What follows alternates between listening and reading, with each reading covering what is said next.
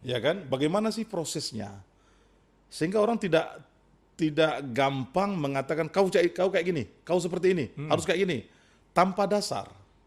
Tagline kita itu ya bela ulama, agama dan negara. Anekdot kita itu meskipun langit runtuh, keadilan akan tetap kita tegakkan. Subhanallah. Artinya ini adalah profesi yang mulia.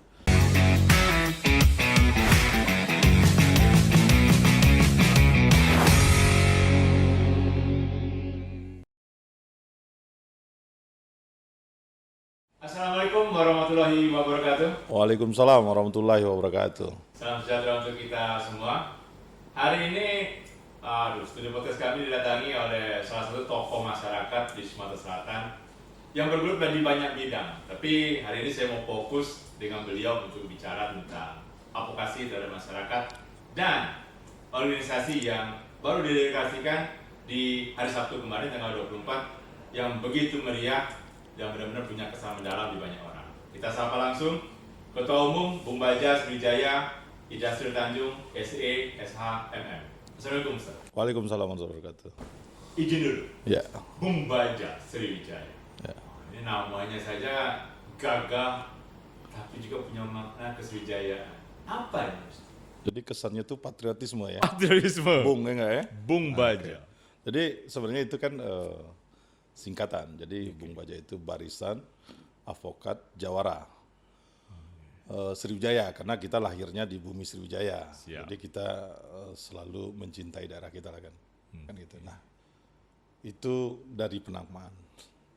Dan apa sih sebenarnya Barisan Advokat Jawara ini? Iya. Ini adalah dua karakter ya kalau kita bisa katakan, dua yang selalu ada unsur patriotismenya. Patriotisme. Dengan gelarnya itu, kalau seorang pengacara itu gelarnya advokat itu adalah gelarnya itu pendekar juga, pendekar hukum. Pendekar hukum. Ya, nah kalau Jawara ini terkenal dengan pendekar yang memang secara fisik dia menguasai kemampuan ilmu bela diri dalam bertahan menyerang. Nah, dengan dua karakter ini, dengan dua mereka orang yang punya jiwa patriotisme ini, jiwa yang anti dengan kezoliman, membantu, kan pendekar itu kan sebenarnya bahasanya itu lebih kepada maknanya ke arah sana kan. Membela kebaikan. Membela kebaikan, Benar. akan gitu, hero dia kan gitu. Hero. Memberantas kebatilan. Memberantas kebatilan. Nah, artinya yang satu ini memang dia terbiasa di hukum, akan gitu. Nah, kita berharap dengan bergabungnya teman-teman advokat, mereka menjadi pendekar yang sama kita katakan tadi. Mereka memiliki filosofi tentang memberantas kebatilan juga, berjuang dan mengatakan benar itu benar, kan Siap. gitu. Meskipun langit akan runtuh, kan gitu Benar. bahasanya. Keadilan harus tetap tegakkan. Nah, itu kita harapkan dengan dia bergabung di Barisan Advokat Jawara ini. Tapi izin nih, Ustadz kan ketua DPP nih ya. Berarti pusatnya ada di Sumatera Selatan? Ya, pusatnya di Sumatera Selatan. Pusatnya di Sumatera Selatan. Ini memang baru pertama kali didirikan di Sumatera Selatan jadi DPP dan akan berkembang ke provinsi lain? Ya, tentu saja. Sebenarnya sejarah lahirnya Bung Baja ini tentu kami punya pengalaman sebenarnya. Siap. Di pusat itu dulu ada yang namanya Bang Japar ya. Oke. Dia buka di sini komandan daerah. Ada yang namanya juga pejabat dulu. Pejabat juga sama-sama lah namanya dengan Jawara Pengacara, kan Kebangkitan Jawara Pengacara. Nah, kami pernah jadi pengurus di sini. Nah, inilah cikal bakalnya, sehingga kita pikir kita juga banyak jawara di sini, banyak juga advokat. Terus ketika kita beda visi, ya sudah enggak apa-apa. Artinya ini adalah dinamika sehingga akan muncul khasanah baru yang pada intinya kan membela kebenaran, kezoliman, sehingga masyarakat akan semakin terbantu dengan adanya, dengan semakin banyaknya organisasi-organisasi yang muncul seperti ini. Ustadz, kalau advokat kan cukup akrab di telinga masyarakat Sumsel. Tapi kalau Jawara ini kan Dalam artian pengertiannya seperti apa nih? Apakah memang harus mempunyai perguruan silat atau memang ada kriteria tertentu? Ya, sebenarnya kalau kita sehari-hari yang kita dengar kalau jawara ini kan biasanya di Betawi lah ya. Betawi, ya kan gitu. benar. Tapi kalau kita kan pendekar. Kalau Melayu kan terkenalnya dengan pendekar. Nah, tetapi kan makna bahasa itu kan untuk artinya kan sama. Ya, benar. Bahasanya saja yang beda, tapi artinya sama. Bahwa di Sumatera Selatan juga banyak juga pendekar, banyak juga para jawara. Kan gitu. Konotasinya apa jawara? Ya itu tadi, mereka yang memiliki kemampuan bela diri, mempertahankan diri dari sisi fisik, memiliki seni untuk memperagakan bela diri itu, dan biasanya ketika mereka sudah menyandang status itu, mereka akan membela kebenaran. Insya Allah. Ya kan gitu, insya Allah itu yang mereka lakukan. Dan mereka tidak takut dengan ancaman-ancaman, kan gitu. Subhanallah. Nah ini sebagai ketua ini, susah tidak menggabungkan antara avokat dengan jawara, Ustaz? Sebenarnya ini adalah karakter yang sama ya. Mereka memiliki jiwa yang gentleman lah ya. Artinya jiwa yang sama-sama patriot. Sehingga ketika menggabungkan mereka itu tidak ada kesulitan. Karena mereka sudah punya jati diri. Kan gitu. Mereka memiliki jati diri yang melekat pada dia bahwa mereka ini adalah orang-orang yang tangguh. Kan gitu. Sebagai seorang advokat, dia tangguh membela kliennya, membela masyarakat dengan pro bononya, kan gitu. Para jawara juga seperti itu. Ketika ada orang yang tertindas biasanya dia bergerak, membantu, sama. Artinya mereka mempunyai jiwa yang sudah secara DNA sudah melekat. Oke. Apakah nanti ketika melakukan pendekatan ataupun pembelaan kepada masyarakat, avokat dan jawara ini akan beriringan juga di Mubaza? Oh ya tentu. Oke. Tentu mereka akan beriringan. Kita para avokat nanti akan membela dari sisi hukumnya. Teman-teman jawara membela dari kalau ada pihak-pihak oknum-oknum atau apapun lah namanya yang mengintimidasi, kan biasa-biasa orang berperkara kan. Siap. Ada yang mengintimidasi, ada yang memberi tekanan. Nah, para jawara ini siap membantu. Masya Allah. Siap membantu sehingga dengan keberadaan mereka itu orang-orang yang lemah ini merasa kuat. Pasti, Ustaz. Ya, merasa kuat dia. Kan gitu. Jadi inilah kita di dalam membela seseorang itu kan tidak bisa berdiri sendiri dengan keadvokatan kita saja. Siap. Orang yang sedang mengalami masalah itu butuh banyak pegangan. Benar. Ranting pun kalau ada dipegang, dia pegang itu tuh. Jangankan ranting, daun lewat dia pegang. Saking dia itu ingin permasalahan dia itu selesai cepat. Nah, apalagi ada yang membantu, meyakinkan dia, ini ya, ada teman-teman kita jawara yang membantu dari sisi keyakinan diri dia. Ini sebagai ketua, sebagai avokat yang cukup lama di Sumatera Selatan, memang saat ini Ustadz melihat advokasi terhadap masyarakat di Sumsel sebegitu pentingnya juga untuk turun ke lapangan, menggunakan organisasi ini? Pengalaman kami di lapangan memang menuntun kami untuk punya style, cara di dalam memberikan advokasi kepada masyarakat. Karena memang kita tahu bahwa masyarakat miskin terutama, masyarakat yang tidak mampu, masyarakat yang keterbelakang, itu agak susah mengakses hukum ini. Sehingga mereka itu oleh oknum-oknum penegak hukum, kita tidak menunjuk lembaganya, tapi oknumnya. Oknum? Ya, itu malah dijadikan sebagai bancaan. Sebagai bancaan, makanya kita selalu bahasa anekdotnya itu, orang hilang sepeda itu bisa habis motor. Hilang sepeda, habis motor? Jadi sepedanya belum tentu ketemu, motornya udah pasti hilang. Nah, ini yang perlu kita komunikasikan dengan penegak hukum, dengan mitra kita ini.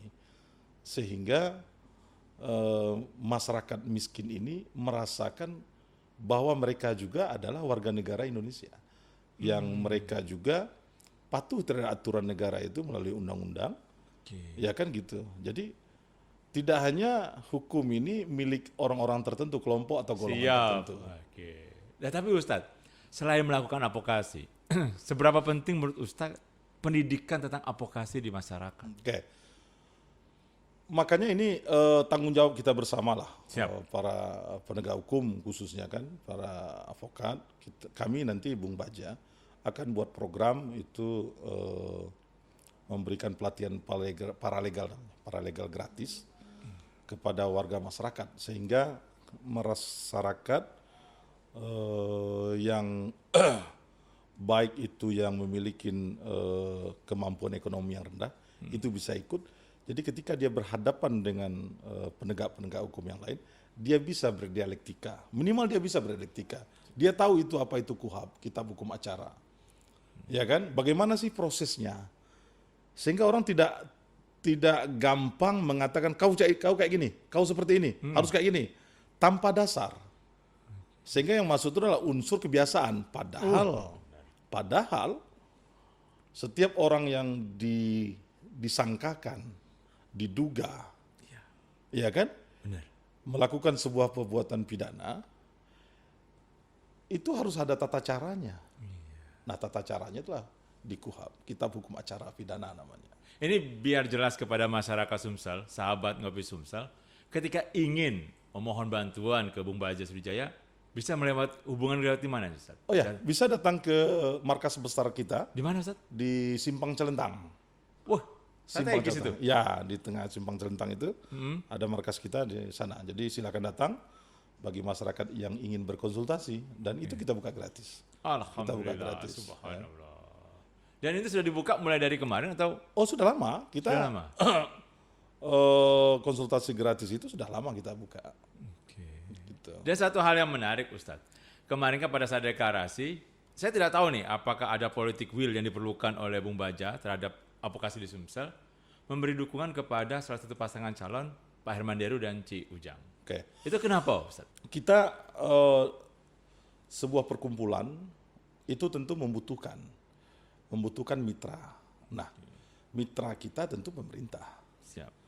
Selain kita juga melakukan pengawasan di bidang hukum, kita juga ingin bekerja sama. Kenapa? Karena pemerintah yang memiliki anggaran. Anggaran kepada masyarakat. Nah, dengan itulah makanya kita di momen politik ini, kita juga kan punya tanggung jawab.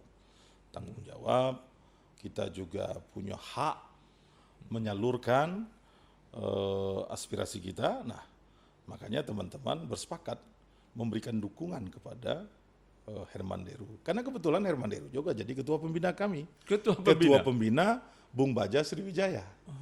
Jadi makanya ini bukan hanya sekedar dukungan, tapi ini adalah kewajiban. Kalau bahasanya gini, kalau orang tua kita lagi ada hajatan, masa kita hanya diam-diam saja? Beneran. Jadi kita garda terdepan dong. Dan kita punya hak itu. Kenapa? Karena kita anaknya. Siap. Kan gitu, membantu itu. Makanya di dalam pidato kemarin saya katakan, ini ketua pembina. Ini bukan masalah dukung-mendukung, tapi kita ingin ketua pembina kita di dalam acara yang diadakan ini sukses dia. Kan gitu. Apa harapan dari Ustadz Dasril ketika Pak Herman Deru dan Ci Ujang insya Allah diamanahkan jadi gubernur dan wakil gubernur untuk pengembangan advokasi di masyarakat? Ya, tentu kami punya harapan yang besar. Kemarin sudah saya sampaikan dengan ketua pembina Pak Herman Deru. Saya bilang, jika Allah izinkan nanti ketua pembina menjadi gubernur untuk kedua kalinya ini, kami bukan hanya sekedar ikut senang, tetapi kami juga ikut di dalam pembangunan itu. Bila perlu kami dilibatkan di dalam perencanaan. Karena kami punya SDM yang luar biasa besar. Pengacara yang tergabung di dalam Bung Baja itu hampir ratusan orang. Ratusan pengacara yang ada tergabung di kita. Malah kita ada Dewan Advokat namanya. Terus juga kita juga tergabung di dalam Dewan Jawara. Jawara itu juga ratusan lebih. Dan ketua pembina saya itu katakan ketika dia jadi nanti, bila ada investasi-investasi yang masuk, akan melibatkan nanti teman-teman Dewan Jawara nanti untuk ikut di dalam kegiatan itu. Termasuk mengawal kepemerintahan. Mengawal pemerintahan ini. Oke, ini kan DPP. Untuk rencana pembentukan DPD, DPC, itu bagaimana, Ustaz? Ya, ini kan sedang berjalan. Kalau untuk kecamatan di Kota Palembang kita sudah terbentuk. Seluruh? Ya, 18 kecamatan. Kalau untuk DPD-nya itu beberapa kabupaten seperti Banyuasin, OI, Oki, Batu Raja, dengan itu Linggau, itu sudah terbentuk. Hanya beberapa kabupaten saja yang belum. Tapi mudah-mudahan ini sedang kita bentuk. Nah, untuk provinsi memang untuk saat ini baru di daerah Jakarta dengan di daerah Lampung yang sudah memasukkan datanya. Oh, Gitu. Jakarta dan Lampung Ya, sudah. sudah mulai masukkan datanya. Itu kita jaringan kita kemarin itu adalah jaringan waktu saya jadi ketua relawan itu. Oh, Saya ya. kan ketua relawan Garnis dulu. Siap, Jadi siap. jaringan gitu ada di situ. Nah, kita apa sih sisi komponen di dalam Barisan Advokat Jawara ini? Satu itu ustadz. Harus ada ustadznya. Harus. Yang harus. Karena salah satu tagline kita itu ya bela ulama, agama dan negara. Jadi harus ada ustadznya, harus ada ulamanya. Di setiap kecamatan itu pun ya harus ada ulamanya. Ulamanya itu yang kita muliakan. Dia sebagai pembina, sebagai penasehat. Barulah nanti ada advokatnya, ada jawaranya. Seberapa penting peran ulama, Ustadz? Oh tentu sangat penting karena ulama adalah ya orang yang takut dengan Allah dan mereka berilmu dan tempat kita bertanya menjadi rujukan kita di dalam membuat sebuah keputusan. Oke. Kan gitu. Jadi itu sangat penting sekali. Masya Allah. Ibarat kita kompas agar jalan ini tetap siratul mustaqim harus ada penunjuk arahnya. Nah, ulama adalah hamba Allah yang Allah beri kelebihan untuk itu. Ini kan ya kita melihat di video kemarin deklarasi, banyak juga advokat-advokat muda yang bergabung di Bumbaja ini. Ya, Memang ada porsi khusus nih untuk advokat muda yang tergabung di sini atau memang ada persentase yang senior, yang muda itu? oh enggak, semuanya atas nama advokat. Jadi teman-teman yang memiliki latar belakang hukum sebenarnya bisa bergabung di situ.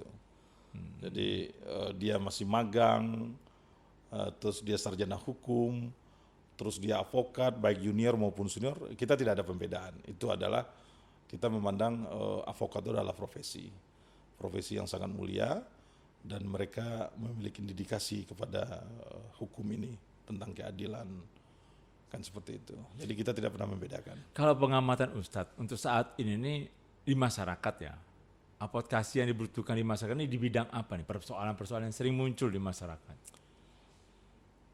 Advokasi sebenarnya untuk di masyarakat semua lini kehidupan sih, baik itu persoalan sosial, ekonomi, persoalan pidana, artinya kegiatan sosial itu biasanya berujung nanti ke pidana. Ekonomi nanti berujung juga pada pidana, baik pidana maupun perdata. Artinya semua lini itu bisa menimbulkan dampak hukumnya, dampak pelanggaran terhadap undang-undangnya. Jadi semua lini bidang kehidupan itu pasti nanti ujung-ujungnya kalau terjadi nanti perbuatan melawan hukum, akhirnya perlu diadvokasi. Nah, kita akan lihat kalau masyarakat itu adalah masyarakat lemah biasanya. Contoh Iya. persoalan tanah. Nah, Yang tanah. paling sering itu adalah persoalan tanah. Kenapa kita katakan sering di Sumatera Selatan ini? Karena masyarakat itu biasanya berhadapan dengan cukong, Oke, ya kan? benar. Sehingga mereka ini yang secara keilmuan, Benar. pendidikan, dana tidak ada nih, itu biasanya dilemahkan, baik dilemahkan mulai dari proses penyidikannya, proses di penuntutannya sampai di putusannya. Nah, ini bukan institusinya, tapi oknum. Oknum, kita bicara oknum. Benar. Ini PR bagi kita. Bagaimana kita bisa hadir di situ, para advokat ini, dengan pro bononya, dengan tanggung jawab sosialnya, yang diamanatkan undang-undang advokat itu. Nah inilah bentuk tanggung jawab kita, yuk kita keroyokan ramai-ramai. Kalau selama ini kita lihat penegak hukum yang lain kompak dengan institusinya, kenapa kita para advokat tidak kompak? 1-2 advokat aja sudah kuat. Apalagi kalau advokat itu berkumpul ratusan. Oh, Masya Allah. Iya kan? Subhanallah. Berbicara tentang keadilan.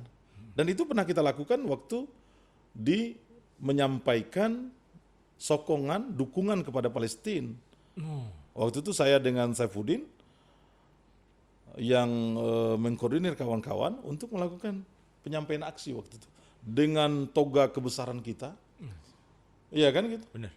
Dan kita tunjukkan bahwa kita juga peduli dengan hal-hal yang seperti itu. Tapi mohon maaf Ustadz, dalam tanda kutip kan masyarakat kalau bicara soal advokasi, pembelaan hukum ketika ada kasus yang menimpa mereka khawatir dananya besar, prosesnya rumit, lama. Ini pandangan Ustadz sendiri bagaimana? Ya itu fakta yang tidak bisa kita hindari. Oke. Fakta yang tidak bisa kita hindari. Dan sebenarnya bukan di advokatnya, di kitanya tentu ingin prosesnya cepat selesai. Tapi kan ketika perkara itu ada, kita berhubungan dengan aparat-aparat yang lain, penegak hukum yang lain. Kita ingin proses itu harus cepat, makanya di pengadilan itu ada pengadilan cepat sebenarnya. Tapi faktanya tidak secepat itu. Makanya saya bilang tadi, anekdotnya tadi, hilang sepeda bisa sudah terjual motor itu. Nah inilah sebenarnya peran dari pemerintah nanti, bukan hanya sekedar menganggarkan. Ketika nanti ketua pembina kita terpilih Pak Hermandir, bukan hanya sekedar menganggarkan. Kan seperti itu. Tetapi benar-benar masyarakat yang bermasalah dengan hukum itu sampai selesai. Dan cari pengacaranya. Siap. Siapa yang siap untuk itu. Oke, ini sahabat Ngopi Sumsel, saya sudah bertemu dengan Ustadz Dasril dan podcast. Saya akan menawarkan ke beliau untuk mengisi rubrik per seminggu atau 2 minggu. Berkenan Ustadz untuk kita bicara advokasi tentang masyarakat. Siap, insyaallah. Karena kami akan membuka, silakan kepada masyarakat, sahabat Ngopi Sumsel, yang ingin punya pertanyaan tentang hukum, tentang bagaimana advokasi, silakan kirimkan ke kami. Insya Allah Ustadz Dasril akan ada di sini untuk sama-sama kita mengulasnya. Siap, insyaallah. Karena kami punya rubrik-rubrik khusus. Ada Ustadz. rubrik ya? Iya. Oh itu malah lebih asik tuh ya? Iya, nanti kayak kemarin itu sebenarnya sudah ada beberapa pertanyaan Ustadz soal tapal batas antar kabupaten. Mereka punya tanah di pas perbatasan. Dan itu memang rawan. Rawan Ustadz. Dan rawan sekali. Dan beberapa oknum banyak bermain di sana akhirnya. Iya Ustadz. Gitu. Artinya bisa kita kupas nanti. Kalau memang ada pertanyaan itu sebelumnya kita bisa bahas dulu kan gitu. Asik ini. Tapi sebelum saya tutup, saya ingin Ustadz Dasril untuk memberikan closing statement. Bagaimana sih advokat-advokat, terutama yang baru bermunculan anak-anak muda, untuk bergerak dalam pekerjaannya biar lebih dekat dengan masyarakat dan bisa mengedepankan kepentingan masyarakat. Silakan Ustadz. Ya, jadi menjadi advokat ini adalah sebuah profesi yang sangat mulia. Advokat ini bukan hanya sekedar, bagi saya bukan hanya sekedar profesi, ini adalah tujuan saya. Artinya para ulama, nabi-nabi dulu, mereka adalah para advokasi. Mereka mengadvokasi makhluk manusia ini, hamba Allah ini, agar taat pada Allah. Kita ingin bisa berbeda pendapat, tetapi faktanya semua nabi itu mengajak agar umatnya masuk surga. Tidak ada yang nabi tidak masuk surga. Begitu juga advokat. Advokat dia pada perspektif yang lebih rendah. Bagaimana dia bisa ketika membela kliennya itu mendapatkan keadilan. Bahkan ada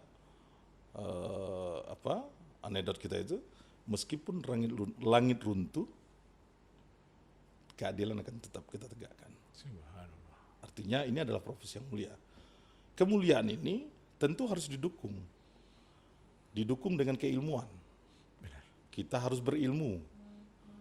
Kita harus bisa menempatkan posisi di mana kita berada.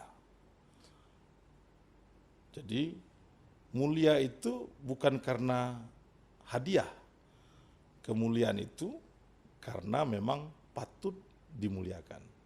Makanya di dalam agama itu ada yang namanya ulama su'u, ada ulama yang benar.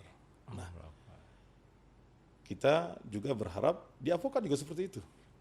Semuanya semata-mata tidak hanya soal materi, tetapi khasanah, kekayaan hati kita ketika kita selesai membela orang yang membutuhkan pertolongan dan berhasil, itulah kekayaan yang sebenarnya. Hati kita akan berbuncah. Ya Allah, subhanallah. Inilah bikin ademnya ketika kalau podcast dengan Ustadz Dasril. Selain dapat keilmuan dari bidang hukum, dapat siraman rohani juga. Karena latar belakang beliau Ustadz, dan saya selalu memanggil beliau Ustadz karena banyak hal-hal yang di luar dari kehidupan yang saya dapat dari beliau tentang pengajaran bagaimana hidup ini tidak hanya di sini tapi di akhirat, dan perjuangan kita di dunia tidak lain tujuannya untuk akhirat. Untuk akhirat. Oke, sahabat Ngopi Sumsel, kami tunggu pertanyaan seputar hukum, seputar advokasi di masyarakat. Kita akan kumpulkan dan kita akan undang lagi Ustadz Dasril untuk membahasnya secara rinci. Saya tutup. Wassalamualaikum warahmatullahi wabarakatuh. Waalaikumsalam warahmatullahi wabarakatuh.